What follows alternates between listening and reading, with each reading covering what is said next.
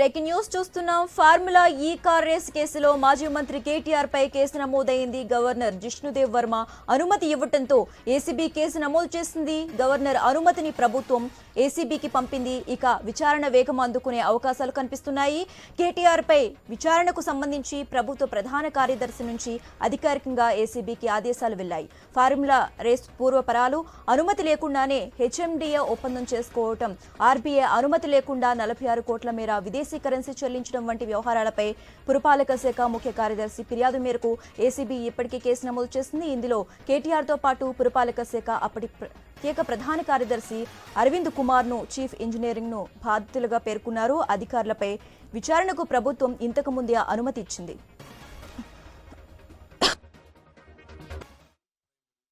అయితే కేటీఆర్ పై case నమోదుకు governor నుంచి అనుమతి కోరగా సుమారు నెల రోజుల తర్వాత ఇటీవల అనుమతి లభించింది.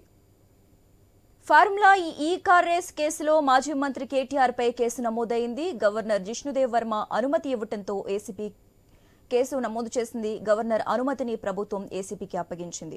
ఇక ఇదే అంశానికి సంబంధించి మోర్ అప్డేట్స్ మా ప్రతినిధి రవిచంద్ర ఫోన్ ద్వారా అందిస్తారు. రవిచంద్ర, అయితే ఎట్టకు కేటీఆర్ పై కేసులు నమోదు చేశారు ఏసీబీ అధికారులు. అయితే దీనికి సంబంధించి చాలా రోజుల నుంచి కసరత్తు జరుగుతుంది. చాలా రోజుల నుంచి ఈ అంశం చర్చలో ఉందని చెప్పుకోవచ్చు. అసెంబ్లీలో ఉంది, బయట ఉంది, రెండు పార్టీల మధ్య కూడా ఉంది. అంటే కాంగ్రెస్ కావచ్చు, ఇటు బీఆర్ఎస్, రెండు పార్టీల మధ్యలో కూడా ఈ చర్చ కొనసాగుతుంది. అయితే ఇందులో ఈ కార్ రేసు సంబంధించి, నక్లెస్ రోడ్ లో ఈ కార్ రేసు సంబంధించి 55 కోట్లు విదేశీ సంస్థలకు దారాదత్తం చేశారు. ఎలా చేశారు అని కూడా దీని మీద విచారణ చేపడతామంటూ కూడా గతంలో ప్రభుత్వం ఇలాంటి ప్రకటనలు చేసి, అయితే కాకపోతే ఇందులో కేటీఆర్ ఇన్వాల్వ్మెంట్ ఉంది. అయితే కేటీఆర్ ఇన్వాల్వ్మెంట్ ఉంది. గతంలో ప్రభుత్వం తీసుకున్నట్టు నిర్ణయం కాబట్టి గవర్నర్ నుంచి అనుమతి తీసుకోవాలన్న ఆలోచనతో గవర్నర్ ఆఫీస్ కి ప్రభుత్వం నుంచి ఒక పంపించింది. కేటీఆర్ ని విచారణ ఎందుకు చేయకూడదు, విచారణ చేసేసిన అనుమతి ఇవ్వాలంటూ గవర్నర్ కి గవర్నర్ కూడా దీనికి ఆమోదిస్తూ కేటీఆర్ పై విచారణకు అంగీకరిస్తూ గవర్నర్ ప్రభుత్వానికి అనుమతి ఇచ్చారు. ప్రభుత్వం దీంతో నేరుగా సీఎస్ కు ఎక్కడి నుంచి గవర్నర్ నుంచి ప్రభుత్వానికి లేఖ అందిన వెంటనే ప్రభుత్వం కూడా సీఎస్ శాంతకుమారి ఏసీబీకి లేఖ రాశారు. ఈ అంశం మీద పూర్తి స్థాయిలో విచారణ చేయండి, విచారణ చేసేసి దీనికి సంబంధించిన రిపోర్ట్ ఇవ్వండి, బాధ్యులపై చర్యలు తీసుకోండి అంటూ సీఎస్ శాంతకుమార్ అటు ఏసీబీ అధికారులకు 2 రోజుల క్రితమే లేఖ పంపించి, దీంతో ఆమె పంపించిన లేఖ మీద కూడా ఏసీబీ అధికారులు పూర్వపరాలు పరిశీలించి అన్నింటి మీద ఎట్లా ఎంక్వైరీ సంబంధించి 55 కోట్ల ఫ్రాడ్ కు సంబంధించి ఎంతవరకు విదేశీ సంస్థలకు వెళ్ళాయా, లేకపోతే ఇంకేమైనా చేతులు మారాయా, ఎవరి నుంచి ఎవరికి చేతులు మారినాయి, ఇది ప్రభుత్వం తీసుకున్న నిర్ణయమా లేకపోతే మంత్రి కేటీఆర్ తీసుకున్న నిర్ణయమా, ఇందులో అధికారుల ఇన్వాల్వ్మెంట్ ఏంటి, ఇవంతా పూర్తి స్థాయిలో విచారణ జరుగుతుంది. ఎందుకంటే ఇది విదేశీ మారకం సంబంధించి కాబట్టి ఈ ఏసీబీ కేసు తర్వాత ఈడీకి కూడా వెళ్ళేందుకు అవకాశం. ఎందుకంటే వివిధ దేశాలకు వివిధ విదేశీ సంస్థలకు కూడా ఈ 55 కోట్లు వెళ్ళినట్టు తెలుస్తుంది. అంటే దీని మీద ఇటు ఈడీ అధికారులు కూడా ఈడీ కూడా ఇంటర్ఫేర్ అయ్యేందుకు అవకాశం. ఎందుకంటే విదేశాలకు కూడా మళ్ళినాయి కాబట్టి ఇందులో నుంచి మళ్ళీ అంటూ వీళ్ళగా ఆరోపణలు చేస్తున్నాయి. పూర్తి స్థాయిలో విచారణ చేపట్టాయి ఏసీబీ అధికారులు. పూర్తి స్థాయి విచారణ చేపట్టిన తర్వాత అసలు విషయం బయటకు వెళ్తుంది. 55 కోట్ల వరకైనా ఇంకేమైనా ఉందా, అసలు దీని వెనకాల ఏంటి అన్న కోణంలో కూడా ఏసీబీ అధికారులు విచారణ చేసేసి ఎప్పటికప్పుడు అంటే దీని మీద విచారణ చేపట్టిన తర్వాత దీంట్లో ఇన్వాల్వ్మెంట్ ఉన్నటువంటి అధికారులను పిలిచి విచారణ చేపడతారు. అంతేకాకుండా మంత్రి కేటీఆర్ ను కూడా పిలిచి విచారణ చేపడతారు. అయితే కేటీఆర్ మీద కేసు నమోదు కావడంతో ఇటు బీఆర్ఎస్ అటు కాంగ్రెస్ మధ్యలో కూడా రాజకీయ చర్చ కూడా చాలా సీరియస్ గా ఉంటుంది. ఇప్పుడు అసెంబ్లీ సమావేశాలు అంతా కూడా అనుకున్నట్టే గత 10 రోజుల నుంచి అసెంబ్లీ సమావేశాలు ఒక పక్క నడుస్తుంటాయి, మరో పక్క కేటీఆర్ మీద కేసులు ఉంటాయి. కేటీఆర్ ని ఏసీబీ పిలుస్తుంది. ఏసీబీ పిలిచిన తర్వాత దీని మీద రాజకీయంగా కూడా చర్చ జరుగుతుంది. ఎందుకంటే అసెంబ్లీ సెషన్స్ జరుగుతుంటేనే కేటీఆర్ మీద కేసులు పెడతారు, కేటీఆర్ ని అరెస్ట్ కూడా చేస్తారంటూ కూడా చర్చ జరిగింది. ఇప్పుడు మరి విచారణ ఫస్ట్ అయితే విచారణ జరుగుతుంది. విచారణ జరిగిన తర్వాత ఆ తర్వాత అరెస్ట్ అనేది ఏసీబీకి సంబంధించిన అంశం, పోలీసులకు సంబంధించిన అంశం.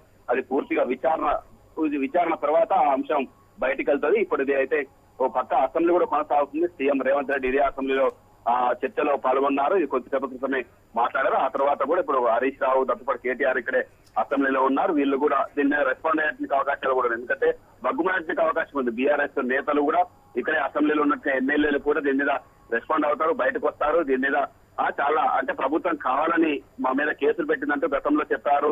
ఎన్ని కేసులు పెడతారో పెట్టుకోండి అంటూ కూడా కేటీఆర్ చెప్పారు. కేటీఆర్ కూడా గతంలో కూడా అన్నారు కేసులు అరెస్ట్ తర్వాత పాదయాత్ర కూడా చేస్తారంటూ ఆయన వ్యాఖ్యలు చేశారు. అంటే ఖచ్చితంగా అరెస్ట్ చేస్తారంటూ జనాలకు, ముఖ్యంగా బీఆర్ఎస్ క్యాడర్ కు ఒక సందేశాన్ని కూడా పంపించారు గతంలో అని చెప్పుకోవచ్చు. అంటే ఈ విధంగా ప్రభుత్వం ఇలాంటి చర్యలు తీసుకుంటుందని ముందే కేటీఆర్ ఊహించి, భావించి ఆ విధంగా ప్రకటనలు చేసి ఉండొచ్చు అని చెప్పుకోవచ్చు.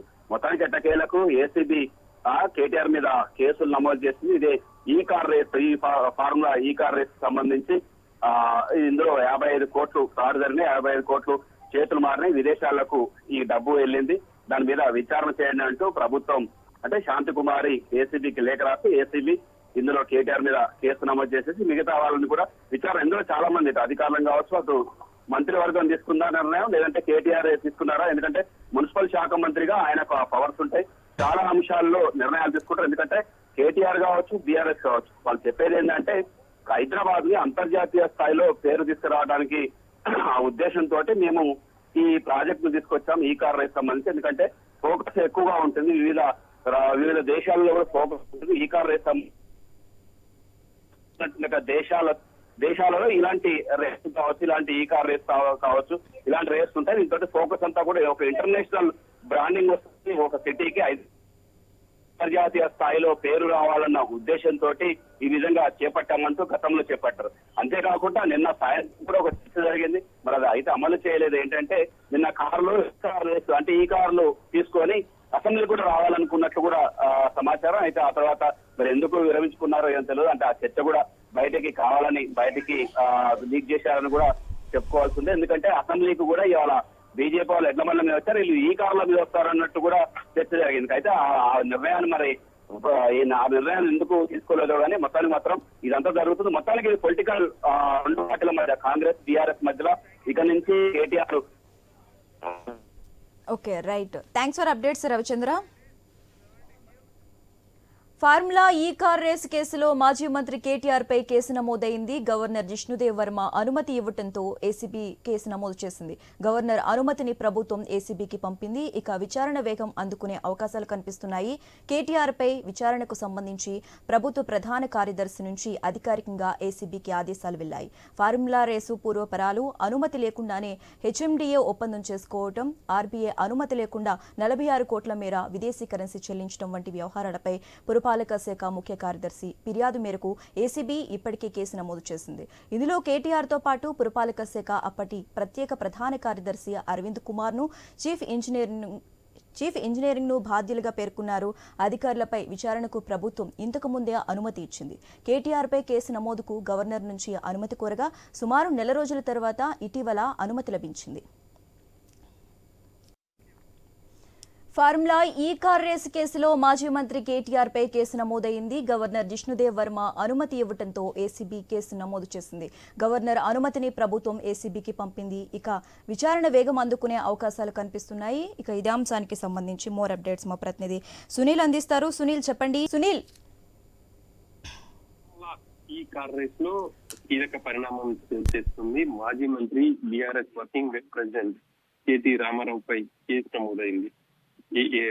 ఏసీబీ ఈ కేసును విచారణ చేస్తుంది. A1 గా ఆయన్ని ఎఫ్ఐఆర్ లో చేర్చడం జరిగింది. మొత్తం కూడా ముగ్గురుపై కేసు నమోదు చేసినట్టు తెలుస్తుంది.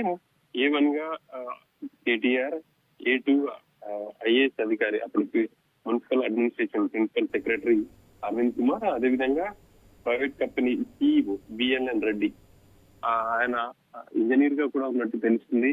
ఆయనపై కేసు నమోదైతే చేశారు. ఇక ఈ కేసులో కేటీఆర్ ను విచారించే అవకాశాలు అయితే స్పష్టంగా కనిపిస్తున్నాయి. ఆయన విచారణకు రంగం సిద్ధమైందని చెప్పేసి కూడా చెప్పుకోవచ్చు. గత ఎన్నికల ముందు ఈ వ్యవహారం అంతా నడిచింది. ఒక విదేశీ కంపెనీకి సంబంధించి ఇటు హెచ్ఎండిఏ నుంచి నిధులు మళ్లించారు. దాదాపు 40 కోట్లకు పైగా నిధులను విదేశీ ఖాతాలో తరలించారనేది ప్రధానంగా తెలుస్తా ఉంది. కేబినెట్ అప్రూవల్ లేకుండానే ఆ నిధులను కేటీఆర్ తరలించారు అని చెప్పేసి కూడా తెలుస్తుంది. ఆ మేరకు ప్రభుత్వం గవర్నర్ అనుమతిని కోరింది. గవర్నర్ కూడా అనుమతి ఇచ్చారు కేటీఆర్ ను విచారణకు. అదంతా కూడా మేఘాల మీద అయిందని చెప్పుకోవాలి. దాదాపు గవర్నర్ అనుమతి ఇవ్వడానికి నెల రోజులకు పైగా సమయం పట్టింది. గవర్నర్ నుంచి 2 రోజుల క్రితం ప్రభుత్వానికి రిపోర్ట్ క్లియరెన్స్ వచ్చింది. కేబినెట్ లో ఈ అంశంపై చర్చించారు. కేటీఆర్ విచారణకు సంబంధించి గవర్నర్ ఎప్పుడైతే క్లియరెన్స్ ఇచ్చారో కేబినెట్ లో చర్చించి ఆ తర్వాత ఆ సిఎస్ కి పంపించారు. సిఎస్ నుంచి ఏసీబీకి దానికి సంబంధించి ఈ నిధుల వ్యవహారానికి సంబంధించి విచారణ చేయాల్సిందిగా ఏసీబీకి కూడా నిన్న లెటర్ చేరింది. ఆ మేరకు ఏసీబీ అధికారులు ఈ రోజు కేటీఆర్ పై కేసు నమోదు చేసినట్టు తెలుస్తా ఉంది. ప్రధానంగా రిజర్వ్ బ్యాంక్ అనుమతి లేకుండా విదేశీ సంస్థకు ఏకపక్షంగా నిధులు బదిలీ చేయడానికి సంబంధించి ఆరోపణలు అయితే వెల్లువెత్తుతున్నాయి. గతం ఎన్నికల ముందు అప్పటికే రాష్ట్రంలో ఎన్నికల కోడ్ కూడా అమల్లోకి ఉంది. వీటిని ఏవి పట్టించుకోకుండా కేటీఆర్ నిర్ణయం మేరకే ఈ నిధులను విదేశీ కంపెనీకి తరలించామని చెప్పేసి కూడా గతంలో ప్రిన్సిపల్ సెక్రటరీ అరవింద్ కుమార్ కి సిఎస్ షోకాస్ నోటీస్ ఇచ్చినప్పుడు స్పష్టంగా పేర్కొనడం జరిగింది. కేటీఆర్ ఆదేశం మేరకే తాము ఆ విదేశీ సంస్థకు నిధులను మళ్లించామని చెప్పేసి చెప్తున్నారు. అయితే విదేశీ ఈ సంస్థకు నిధుల మళ్లింపు సంబంధించి రిజర్వ్ బ్యాంక్ అనుమతి ఉండాలి, అటువంటివి ఏవి లేకుండా చేశారన్న ఆరోపణలు కావచ్చు, విమర్శలు అయితే వ్యక్తమవుతున్నాయి. వీటన్నిటిపై ఏసీబీ పూర్తి స్థాయిలో దర్యాప్తు చేయనుంది. ఇంకా ఈ కేసుకు సంబంధించి 4 సెక్షన్ల కింద నాన్ బెయిలబుల్ కేసులు నమోదు చేశారని చెప్పేసి తెలుస్తుంది. ఇక ఏసీబీ అధికారులు ఏ క్షణాలైనా ఇటు కేటీఆర్ ని విచారించే అవకాశాలు అయితే కనిపిస్తా ఉన్నాయి. ఆయనకు నోటీసులు ఇచ్చి విచారిస్తారా ఏంటి అనేది కూడా మనం చూడాల్సి ఉంటుంది. ఇప్పుడు రాష్ట్రంలో ఈ హాట్ టాపిక్ గా మారిందని చెప్పాలి. మాజీ మంత్రిగా ఉన్నారు ఆయన, దాదాపు 9.5 ఏళ్లు కేబినెట్ లో ఉన్నారు. కేబినెట్ లో చాలా కీలకమైనటువంటి పదవిలో ఉన్నారు. సీఎం తరఫుగా ఆయన ఉన్నప్పుడు తన సొంత నిర్ణయంతో నిధులను ఇటు విదేశీ సంస్థకు మళ్లించడంపై సంబంధించి ఇటు విమర్శలు అయితే వస్తున్నాయి. మరి దీనికి సంబంధించి ఏసీబీ ఏ క్షణాలైనా రంగంలోకి దిగాయని విచారించే అవకాశాలు ఉన్నాయి. ఇంకా దీనికి సంబంధించి ఇప్పటికే కేటీఆర్ అసెంబ్లీలో కూడా చర్చించాలి అని చెప్పేసి ఇటు ఆయన డిమాండ్ చేస్తూ వస్తున్నారు. తాను ఇటు ఈ కార్ రేస్ కు సంబంధించి రాష్ట్రంలో ఒక ప్రతిష్టాత్మకంగా ఉంటుంది, దేశంలో మొట్టమొదటిసారిగా తాము ఇంట్రడ్యూస్ చేస్తున్నామన్న కోణంలో వెళ్ళాం, దాంట్లో తన స్వార్థం లేదు, ఆ నిధులు కూడా దుర్వినియోగం కాలేదు అని చెప్పేసి ఆయన చెప్తూ వస్తున్నారు. మరి ఏసీబీ ఏం తెలుస్తుంది అనేది అయితే చూడాలి. ఇప్పుడైతే ఇది ఒక చర్చనీయాంశంగా మారింది, రాష్ట్ర వ్యాప్తంగా కూడా ఆ టాపిక్ గా ఉందని చెప్పేసి చెప్పుకోవచ్చు. Okay, right. Thanks for updates Sunil.